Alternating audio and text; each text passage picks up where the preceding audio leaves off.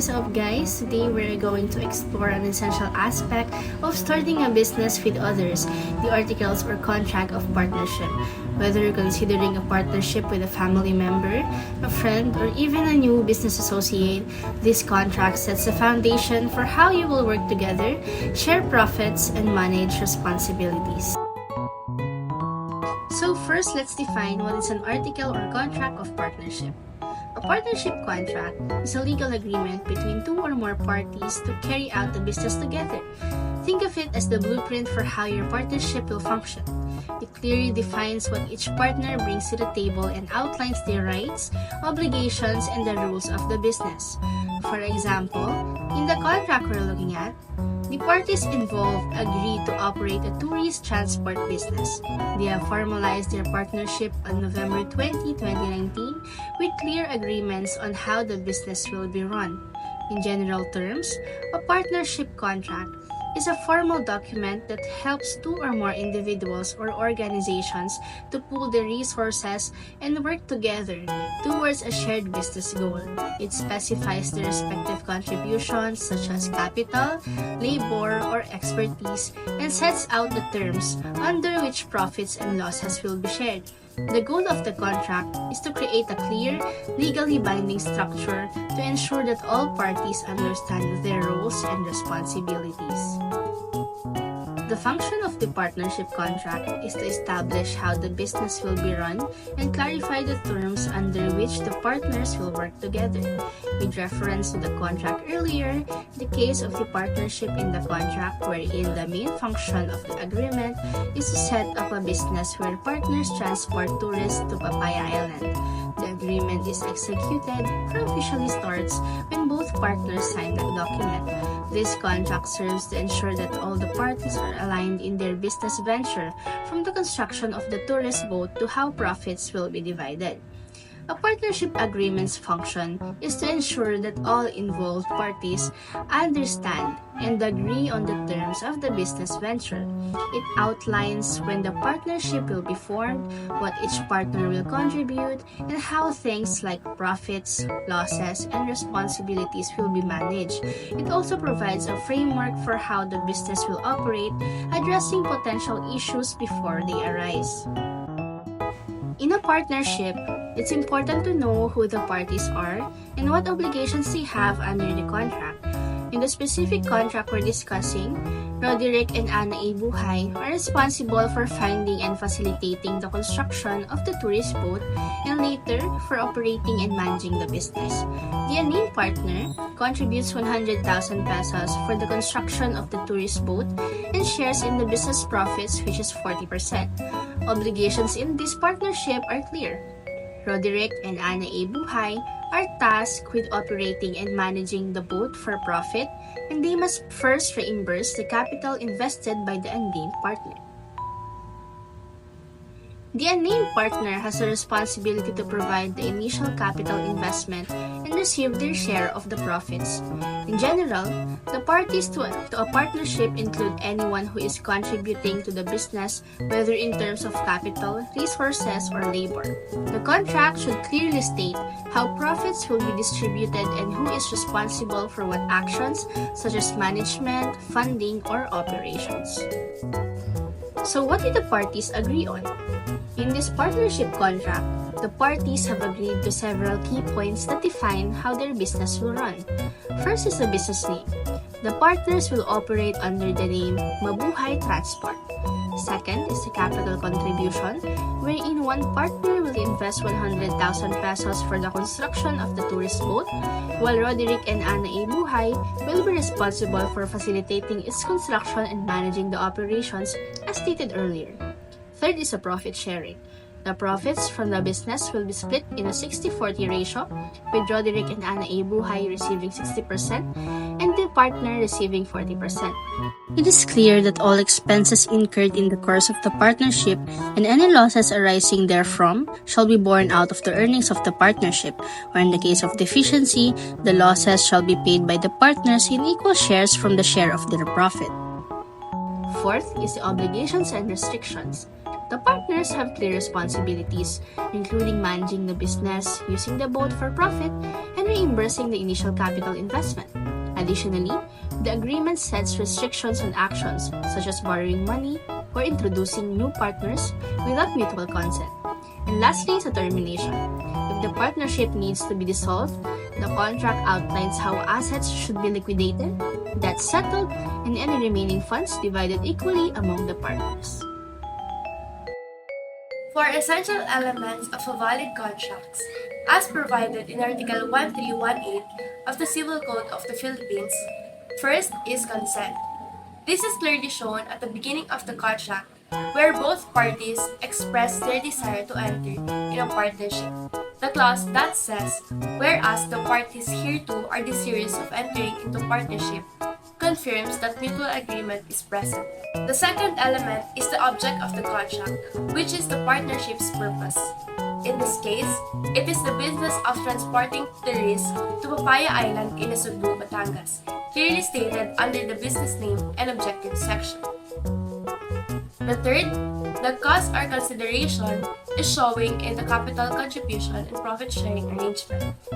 One party invests 100,000 for the construction of the tourist boat, while both parties agree to operate and share profits. Now, moving on to the types of obligations found in the agreement, we can see a real obligation or an obligation to give under the clause where one party contributes 100,000 for the boat construction. Second, there are positive personal obligations or obligations to do something. Lastly, there are negative personal obligations found in the Prohibited Acts section.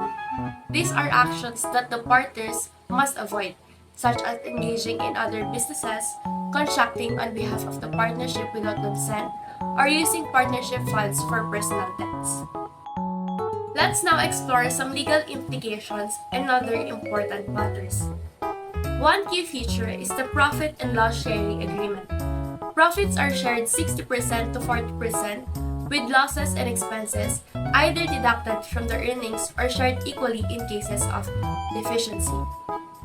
This ensures fair distribution of both risk and benefits. Another important clause is the termination of the partnership. The contract allows either partner to request termination consistent with the Civil Code of the Philippines. Upon termination, assets will be used to settle debts before any remaining amounts are divided equally. Lastly, the accounting clause ensures transparency, requiring proper financial records and yearly reporting of income and expenses. This builds accountability and promotes a healthy partnership. Absolute deed of sale versus conditional deed of sale. What is the difference and similarities of these two? First, we will discuss the absolute deed of sale. We have here the immediate transfer of ownerships and rights. This means that the property is transferred to the buyer right away with no waiting period or condition to fulfill first. Once both parties sign the deed, the buyers become the new owner. Next is the purchase price paid in full. So, the buyer receives full ownerships and all legal rights over the property. This includes the right to use, to sell, lease, or pass the property to hers. The seller relinquishes all claims. Next is the buyer gets the title immediately. So, the title or proof of ownership is transferred to the buyer without delay. They can register the property under their name as soon as the sale is finalized. Next is the no conditions attached. So, the sale is final and unconditional. There are no what-if clauses, contingencies, or requirements that need to be met after the sale for it to be valid. Lastly, the seller has no further obligation once the sale is completed. So, after the deed is signed and the property is handed over, the seller is no longer responsible for the property. The seller has no future duties or liabilities related to sale. Next is the conditional deed of sale.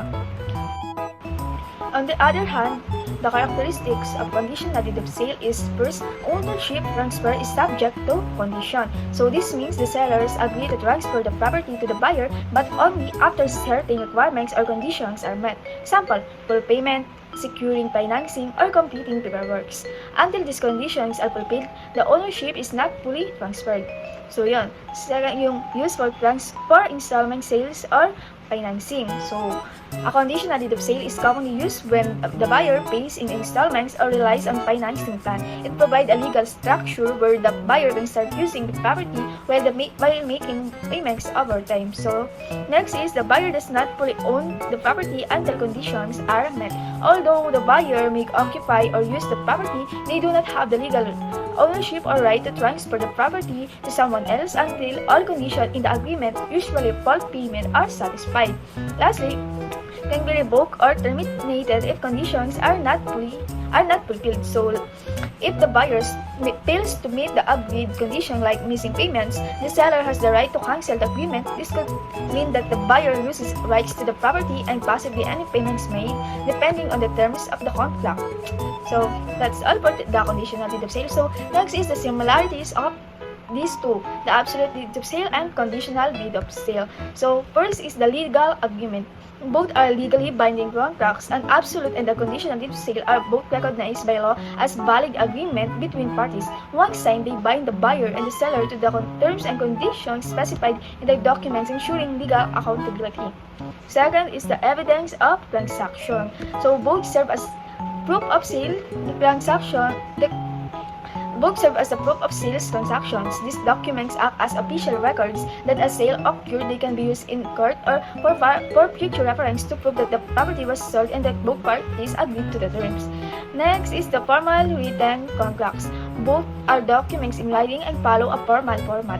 Each type of deed includes specific laws, details, and signatures required by law. These formal documents help avoid misunderstanding and ensures the sale complies with legal standards. So, last, the identify buyer, seller, and property. So, both clearly name the parties involved and describe the property being sold. Whether conditional or absolute, the deed includes the full names of the buyer and the seller and a detailed description of the property. This ensures clarity on who is involved and what asset is being transferred. Hi everyone, so now we're going to break down the key differences between conditional sale and contract to sell. As you can see, this Venn diagram highlights the similarities and differences between conditional sale and contract to sell. In conditional sale, the object like a property is delivered to the buyer. This means the buyer has possession before they officially own it. Ownership, however, transfers only after certain conditions are met, usually full payment. So the condition directly affects the consummation or completion of the sale. In the right circle, which is the contract to sell, a contract to sell is essentially a promise to sell. It's not the actual sale itself. The condition here affects the obligation to sell. The seller is obligated to sell if and when the buyer fulfills the specified conditions. And crucially, ownership remains with the seller until those conditions are met. And in the middle part of the Venn diagram, we can say that both involve a promise and conditions that must be met.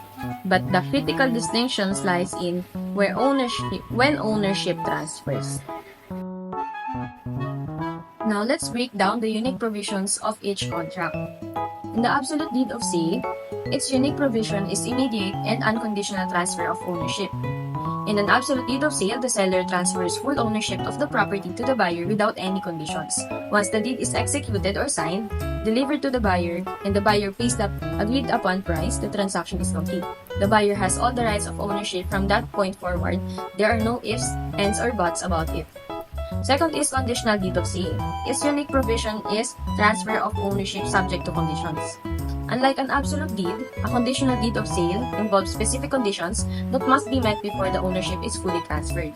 The contract will explicitly state these conditions. Common conditions include the buyer securing financing, like a mortgage, or making all the required payments. And lastly, ownership remains with the seller until those conditions are satisfied. Next is the contract of sale. Its unique provisions is transfer of ownership upon delivery. In a contract of sale, the seller transfers ownership to the buyer when the seller delivers the object or the property. Delivery is the key action that transfers ownership. This type of contract implies a more immediate transfer of ownership compared to a contract to sell. Next is the contract to sell. Its unique provision is retention of ownership by the seller. In a contract to sell, the seller keeps ownership of the property even if the buyer has possession of it. Ownership only transfers to the buyer when the buyer fulfills certain conditions in the contract. The most common condition is the buyer paying the full purchase price. This type of contract gives the seller more security as they retain ownership until they receive full payment. Next is conditional sale. Its unique provision is delivery before transfer of ownership. A conditional sale is similar to a contract to sell. The seller delivers the object to the buyer but ownership remains with the seller. Ownership only transferred to the buyer when a specific condition is met, and that condition is most often the full payment of the purchase price. So the buyer has possession, but the seller still owns the property until the condition is met.